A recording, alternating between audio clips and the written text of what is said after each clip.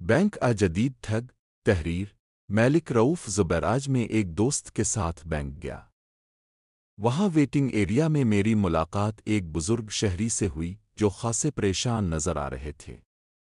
उनके चेहरे की बेबसी देखकर मैंने उनसे परेशानी की वजह पूछी तो वो जैसे फट पड़े, बेटा, बैंक ने पिछले 1 माह से मेरा अकाउंट ब्लॉक किया हुआ है।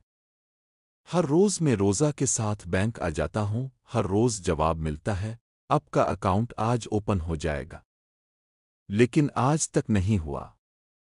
रमज़ान और ईद के दिन हमारे कारोबार के लिए सबसे ज़्यादा कमाई के दिन होते हैं, मगर बैंक ने मेरा अकाउंट ब्लॉक करके मुझे बर्बाद कर दिया है। मैंने हैरान होकर पूछा, लेकिन बाबा जी, बैंक तो अवाम की सहूलत के लिए होते हैं, फिर आपके साथ ऐसा क्यों हो रहा है? वो तल्ख मुस्कुराहट के साथ बोले, सहूलत के लिए नहीं बेटा, ये जदीद ज़माने के जदीद ठग हैं। ये लौटने के नए तरीक़े ईजाद कर चुके हैं। बाबा जी ने बताया कि वो सामान की डिस्ट्रीब्यूशन का काम करते हैं, जो उन्होंने अपनी पूरी ज़िंदगी की कमाई से शुरू किया था। हर साल रमज़ान से पहले वो अपना स्टॉक मंगवाने के लिए बैंक में पैसे जमा कराते ताकि कंपनी को अदायगी कर सकें और ईद के सीज़न में बेहतर कारोबार कर सकें। लेकिन इस बार जब उन्होंने माल मंगवाने के लिए बैंक में पैसे जमा कराए तो अचानक अकाउंट ब्लॉक कर दिया गया। मैं बैंक को बिजनेस का लीटर पैड, तस्वीर, फिंगरप्रिंट्स और तमाम ज़रूरी कागजात दे चुका हूं, मगर बैंक वाले हर रोज़ नया बहाना बना देते। मैं फाइलर भी हूं, मेरा तमाम रिकॉर्ड भी शफाफ है, फिर भी कोई उनकी बात सुनने को तैयार नहीं है। नतीजा ये निकला कि कंपनी ने उनकी डिस्ट्रीब्यूशन किसी और को दे दी। 2 मुलाजिमीन जो उनके साथ काम करते थे वो भी नए डिस्ट्रीब्यूटर के पास चले गए हैं और मैं घर के अखराजात चलाने के लिए मेरे पास कुछ भी नहीं बचा है। बेटा, ईद का सीज़न सबसे ज़्यादा कमाई का वक्त होता है। मैं सामान फरोख्त करके पैसे कंपनी को भेजता हूँ, नया माल मंगवाता हूँ और यूं कारोबार चलता रहता। लेकिन बैंक ने सब कुछ बर्बाद कर दिया है। पहले भी मेरे साथ ऐसा हो चुका है। उनको कोई पूछने वाला नहीं। हुकूमत सिर्फ दावे करती है मगर अमली कदम कोई नहीं उठाता।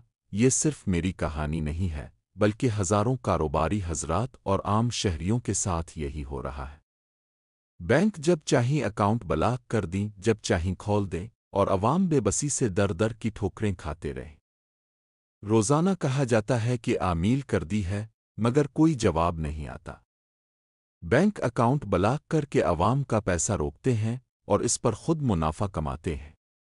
जिसका पैसा होता है वो बैंक के दरवाजे पर जलील उखार होता है। बेटा, ये चूर हैं, ठग हैं, ये डाकू हैं जो कानूनी लिबादा ओढ़कर अवाम को लूट रहे हैं।